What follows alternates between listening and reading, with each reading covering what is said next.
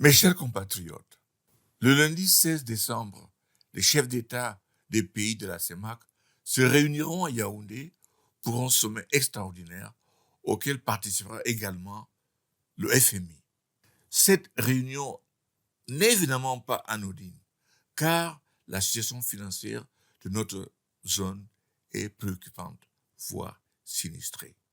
Dans le passé, de telles réunions ont parfois abouti à des décisions aux conséquences néfastes pour notre pays et nos populations.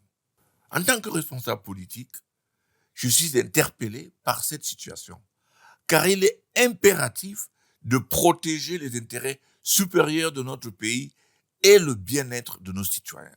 Les Camerounais se demandent légitimement ce qu'il adviendra de leur monnaie, de leur pays et de leur bien-être et de leur avenir.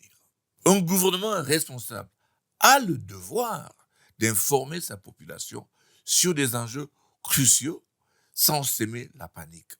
Plus important encore, il doit travailler en amont pour assurer la stabilité financière et protéger l'économie et la population face à divers chocs. Malheureusement, nous sommes plongés dans une opacité totale et ignorons ce qui nous attend à l'issue de ce sommet. L'avenir du Cameroun et des Camerounais ne doit pas être décidé dans l'ombre par des institutions internationales qui ne rendent aucun compte à notre peuple. Le Cameroun est la plus grande économie de la région CEMAC. Cependant, de graves problèmes de manque de transparence et de redevabilité ont ouvert la voie à une mauvaise gouvernance qui constitue désormais un énorme problème pour notre économie. Dans l'ordre normal des choses, le Cameroun aurait dû assumer non seulement le leadership économique, mais aussi le leadership politique.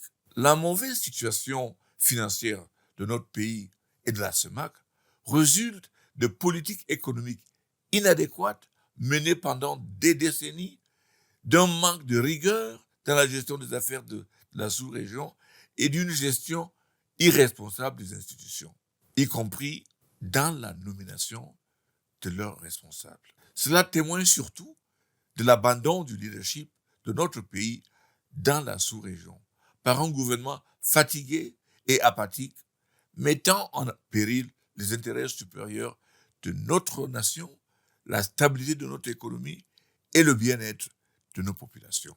Mes chers compatriotes, je m'engage à restaurer notre pays dans sa position de leader naturel au sein de la CEMAC et à protéger les intérêts de notre nation et votre bien-être. Je veillerai à la viabilité de la CEMAC en renforçant les institutions communautaires, notamment en garantissant la qualité et la probité des cadres qui les dirigent. Ce sont là des impératifs sur lesquels un gouvernement que je dirigerai travaillerait avec diligence dès le premier jour, si vous me faites l'honneur de m'élire président de notre République dans 10 mois. Vive le Cameroun, vive la CEMAC.